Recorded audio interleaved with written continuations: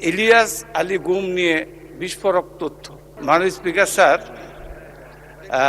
আমি আপনার মাধ্যমে দৃষ্টি আকর্ষণ করছি, আজকে প্রত্যেকটা পত্রিকায় লিড নিউজ, মানবজমিন, প্রথম আলো থেকে শুরু করে প্রত্যেকটা পত্রিকায় ইলিয়াস আলী গুম নিয়ে বিস্ফোরক তথ্য।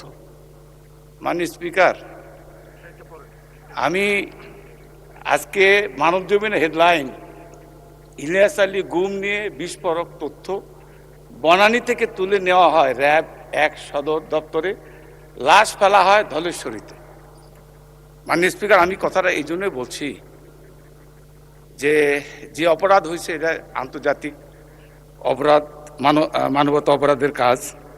তো আমি আপনার দৃষ্টি আকর্ষণ করছি এই জন্যই, আপনি জানেন ইলিয়াস আলী আপনার সহকর্মী ছিল, আমার বন্ধু ছিল, তার সাথে অনেক স্মৃতি জড়িত। আজকে যদি ইলিয়াস বেঁচে থাকতো, এখানে যারা আমরা এমপি বা সংসদ সদস্য, আমরা সবাই কিন্তু একসঙ্গেই এই পার্লামেন্টে থাকতাম। মাননীয় স্পিকার, তো আমরা পত্রিকার মাধ্যমে যেটুকু জেনেছি, 2012 সালের 17ই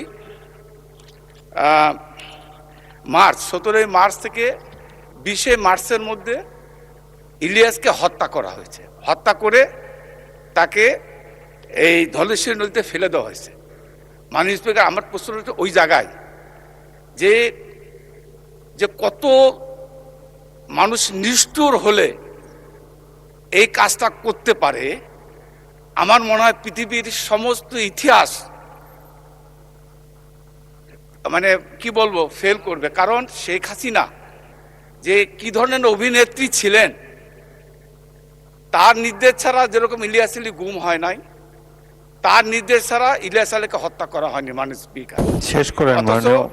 21 তারিখে তার স্ত্রী এই পার্লামেন্টে অবস্থান বসা, দয়া করে বসুন। আমি মাননীয় স্পিকার শেষ করে দেবো। তার শিশু সন্তান তার সঙ্গে দেখা করতে গিয়েছে, তাদেরকে সে আশ্বস্ত করেছে যে ইলিয়াসকে খুব তাড়াতাড়ি ফেরত পাঠানোর ব্যবস্থা করবে। মাননীয় স্পিকার, আমি এই কথাটা এই জন্য বলতে চাই। Thank you